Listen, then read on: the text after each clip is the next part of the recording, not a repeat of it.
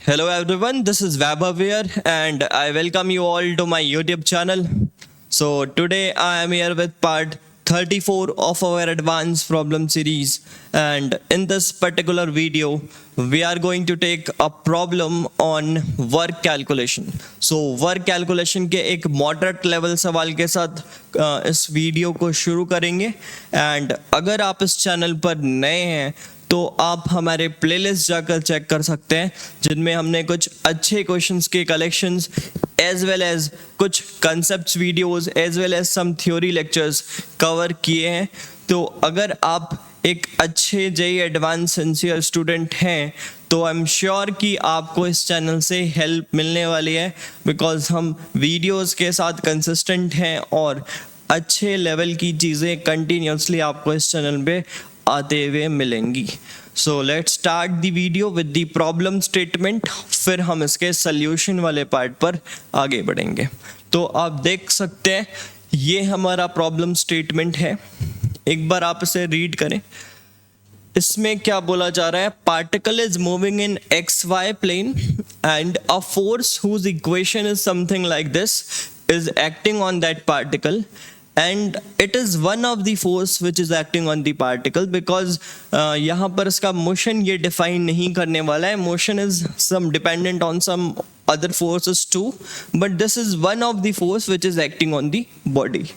ठीक है, all the coordinates are in their SI unit, which of the following is incorrect one। तो इनमें से incorrect चुनना है। this is a overall XY plane in which the particle is moving, sketch दिया गया है और साथ में आपके पास ये चार ऑप्शंस हैं, आप इन्हें एक बार चेक कर सकते हैं और फिर हम इसके सोल्यूशन वाले पार्ट पर अब आगे बढ़ते हैं। ठीक है, तो जैसे कि आप देख सकते हैं कि हमारे पास फोर्स इक्वेशन क्या है।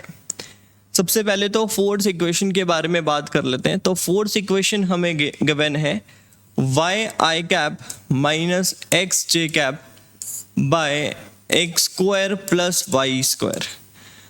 ये कुछ फोर्स इक्वेशन हमें गिवन है, और अगर इस तरह के फोर्स इक्वेशन मुझे कभी भी दिखते हैं ना, तो मेरे ख्याल पे यही आता है कि I should go with polar form. Polar form के साथ मुझे क्वेश्चन पर आगे बढ़ना चाहिए, बिकॉज ये थोड़ा बहुत मैच करता हुआ दिख रहा है। तो मैं चाहूँगा कि इसे फोर्स को पोलर फॉर्म पे लिखूं और फिर वर्क डन लिखेंगे तो ये थोड़ा ज़्यादा आसान होगा as compare to this Cartesian form जिसमें हम आगे बढ़ना चाहते हैं। तो सजेशन यही रहेगा कि अगर आपको इस तरह की चीज़ें और अगर आप कुछ अच्छे जगह पर पढ़ रहे होंगे तो ज़रूर आपके क्लास में इस तरह के एग्जाम्पल्स लिए गए होंगे और उसमें आपको वर्क डन के कैलकुलेशन ज़रूर कराया गया होगा।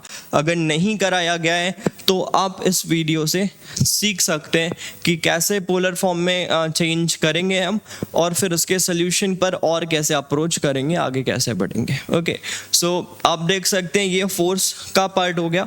अगर मैं आर कैप की बात करूं और थीटा कैप की बात करूं तो आप देख सकते हो कि ये वाला ट्रायंगल में आर कैप हो गया, ये वाला वेक्टर थीटा कैप सा हो गया, ये आर कैप सा हो गया।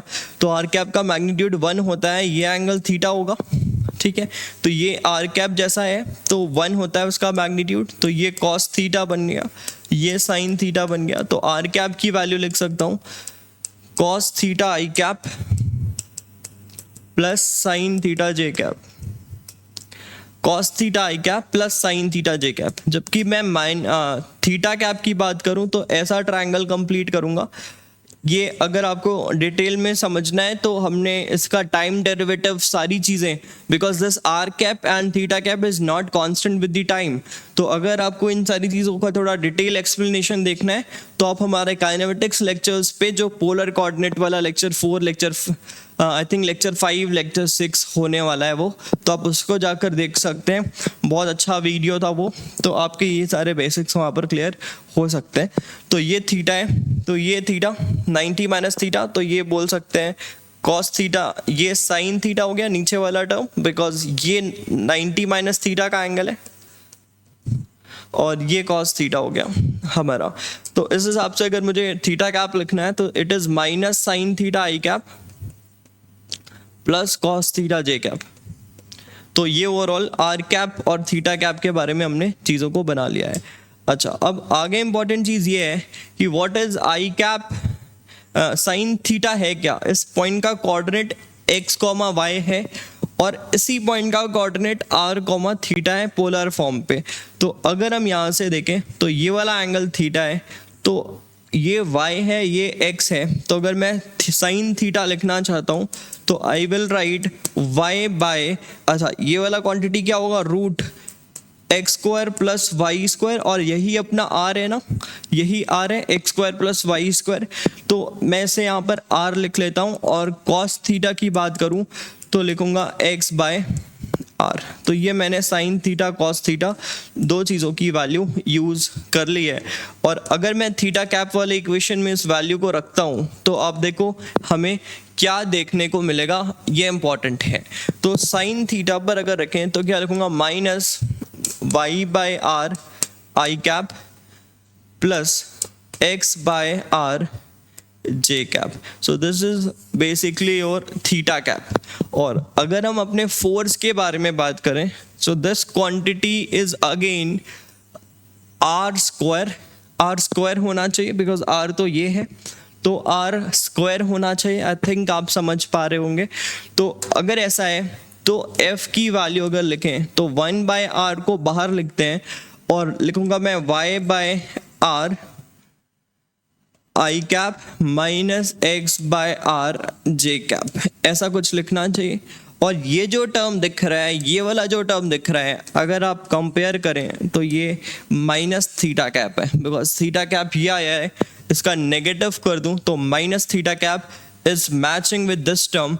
इस वजह से हम अपने फोर्स को क्या लिखने वाले हैं, our force is minus theta cap by R, या फिर 1 by R minus theta cap direction पे 1 बाय आर का फोर्स है, which means force is inversely proportional to R as well as it is acting in the direction in which theta is decreasing.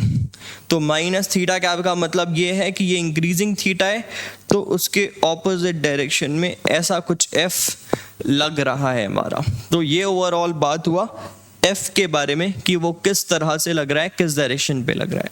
अब हम आगे बढ़ सकते हैं और इसी फोर्स का वर्क लिखना चाहेंगे। तो वर्क की अगर बात करें तो आप देख सकते हो कोई भी बॉडी अगर यहाँ पर है, अभी फिलहाल ये कुछ मान लेते हैं आगे बढ़ता है और कुछ मुड़ भी जाता है, तो कहीं यहाँ पे पहुंच जाता है, कहीं इस जगह पर पहुंच जाता है। तो ये इसका डिस्प्लेसमेंट वेक्टर है, ds वेक्टर,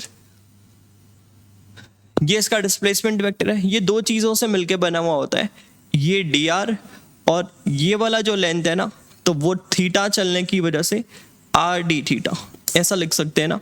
तो इस वजह से जो ds वेक्टर है, ds वेक्टर इज dr किस डायरेक्शन पे, r कैप पे, dr r कैप पे plus r d theta theta cap में। So this is the displacement vector in polar form. ऐसे लिखते हैं जैसे अपन dx i cap, dy j cap, dz k cap ऐसा लिखते हैं ना, उस तरह पोलर फॉर्म में ऐसा लिख रहे हैं। और अगर फोर्स के बारे में बात करें तो वो है अपना minus 1 by R theta cap.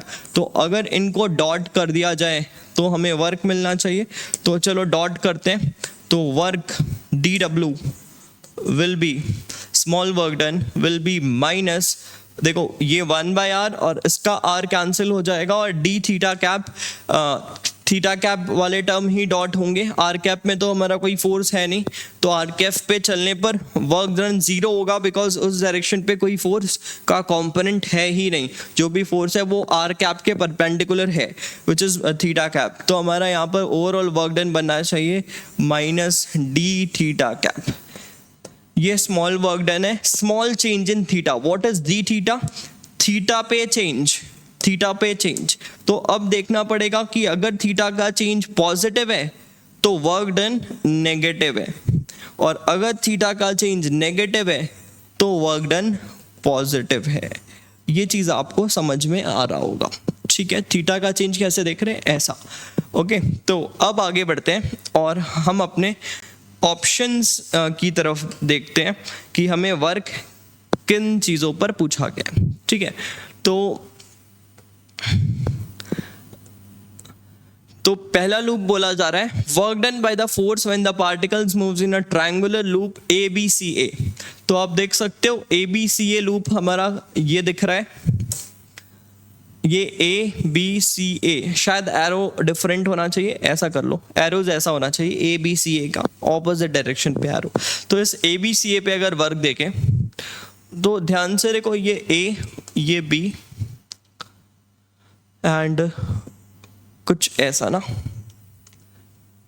तो वर्क तो माइनस चेंज इन थीटा के इक्वल है। और अगर आप थोड़ा इसको ध्यान से देखें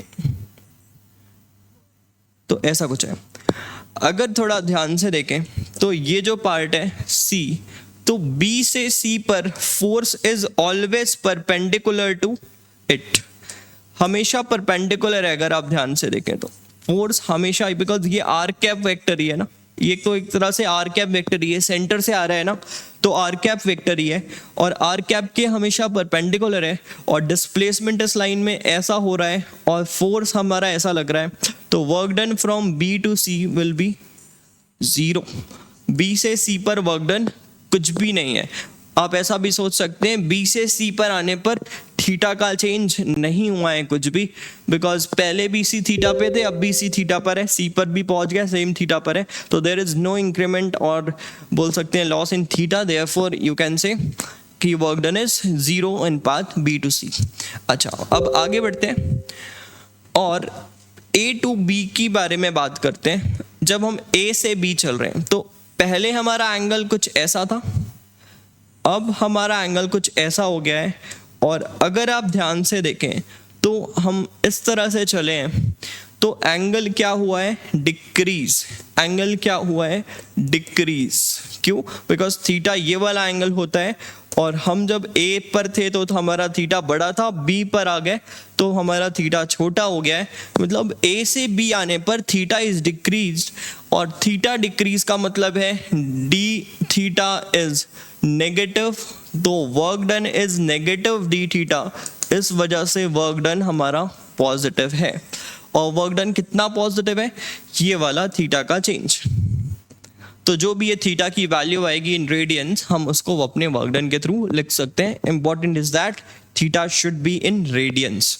ओके, तो ये जो भी रेडियंस में हमारा थीटा आने वाला है that is the work done, और हम वो वर्क को कैसे लिखेंगे, पॉजिटिव लिखने वाले। आई थिंक आप समझ रहे होंगे। अच्छा, आगे बढ़ते हैं। और अगर अब हम इस पाथ में तो वर्क 0 हो गया है B टू C पे, अब बचता है C टू A पे। तो C टू A पे अगर एंगल का चेंज देखें तो फिर से नीचे वाले C से मैच ओरिजिन से एंगल ले जाएंगे, this was the initial angle, और फाइनली हम कहाँ पे पहुंच गए, A पे। तो आप देख सकते हो जो A से B पे एंगल बना था वही C से A पर एंगल बन रहा है। और इस बार जो डायरेक्शन है उसमें पहले हम कम एंगल पर थे और बाद में ज़्यादा एंगल पर आ गए। इसका मतलब ये है कि यहाँ पर हमारा थीटा इंक्रीज हुआ है, और थीटा इंक्रीज हुआ है मतलब डी थीटा पॉजिटिव है, तो वर्क डन हमारा नेगेटिव होने वाला है। तो B से C पे वर्क डन नेगेटिव, B से C पे वर्क डन 0, A से B पे वर्क डन पॉजिटिव थीटा, और फिर अगर देखें C से A पे वर्क डन नेगेटिव और एंगल सेम थीटा, तो ओवरऑल वर्क डन 0।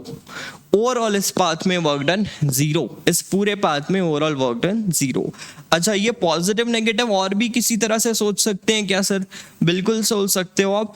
यहाँ से आप एक R वेक्टर बनाओ ऐसा कुछ, और फोर्स वेक्टर ऐसा बनाओगे R वेक्टर के नेगेटिव थीटा वाले एंगल पे, और डिस्प्लेसमेंट कैसा हो रहा है, कुछ इस लाइन पे ही हो रहा है ना, जिसके दो कंपोनेंट्स किए जा सकते हैं, एक R कैप के अलोंग और एक थीटा कैप के अलोंग, एक R कैप के अलोंग एक थीटा कैप के अलोंग, ऐसे डिस्प्लेसमेंट के कंपोनेंट किए जा सकते हैं। तो आप देख सकते हो कि डिस्प्लेसमेंट और फोर्स एक ही डायरेक्शन में, ये जो R d थीटा का डिस्प्लेसमेंट और ये जो फोर्स है ये एक ही डायरेक्शन पे लाई कर रहा है। तो हम बोल सकते हैं कि यस, यहाँ पर वर्क डन पॉजिटिव है इस पाथ में। और अगर आप इसी चीज को इस जगह पर अप्लाई करें, इस वाले आर्म पर अप्लाई करें तो आप देख सकते हैं ये हमारा फोर्स कुछ ऐसा बनेगा। ये सी ए के लिए बात कर रहा हूँ, और डिस्प्लेसमेंट हम सी से ए पे गए तो ऊपर जा रहे हैं। So force and displacement are forming an obtuse angle, therefore C से ए पे वर्क नेगेटिव आना चाहिए था। कितना नेगेटिव आया है वो हमारा फोर्स इक्वेशन के ऊपर डिपेंड कर रहा है, और आप देख सकते हैं ओवरऑल वर्क डन 0 आ रहा है। अच्छा, ये हो गया हमारा फर्स्ट ऑप्शन जिसमें वर्क डन 0 के बारे में बोला गया था, और हाँ हम देख रहे हैं वर्क डन 0 है।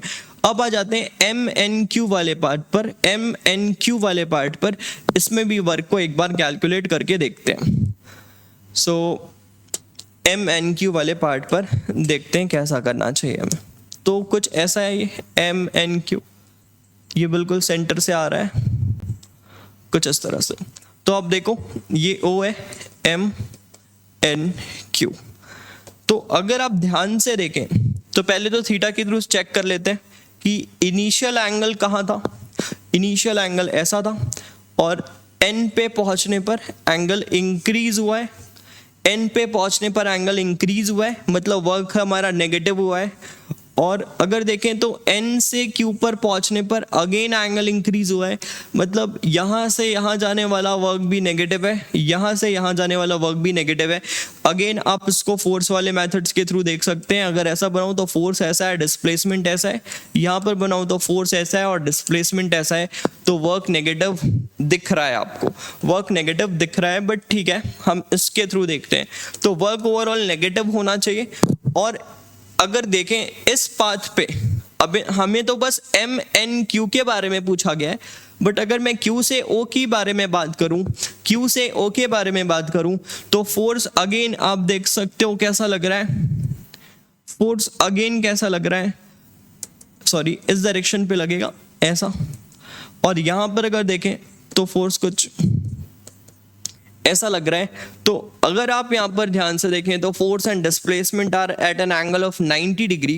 तो इस पूरे क्लोज पाथ पे अगर मैं close path O M N Q के बारे में बात करूं तो यहाँ पर वर्क डन नन जीरो है, यहाँ पर वर्क डन जीरो नहीं है। और अगर सिर्फ एम एन क्यू के बारे में बात करूं तो overall change in angle is π/2 and work is negative. इस वजह से work done from M N Q मुझे क्या लिखना चाहिए, नेगेटिव π/2 जूल्स। नेगेटिव π/2 हमारा यहाँ पर वर्क बनने वाला है, बट हमें ऑप्शन में पॉजिटिव π/2 के बारे में बोला गया है।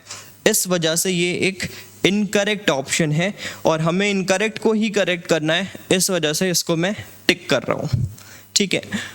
और एक इंपॉर्टेंट चीज और कि ये जो लास्ट ऑप्शन हमें दिख रहा है कि the force is conservative in nature, वो हम यहाँ से बोल सकते हैं, बिकॉज हमें क्या देखने को मिल रहा है कि इन अ क्लोज पाथ, एक क्लोज पाथ पर हमारा वर्क जीरो, या फिर हम बोल सकते हैं एक क्लोज पाथ पर वर्क अगर जीरो नहीं आ रहा है तो हम बोल सकते हैं कि the work done, the force is not conservative in nature, force conservative नहीं है।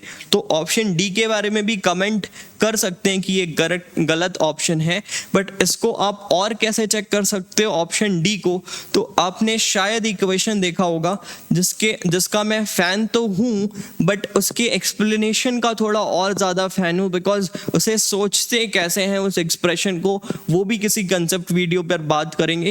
इस वीडियो की लेंथ बड़ी हो जाएगी।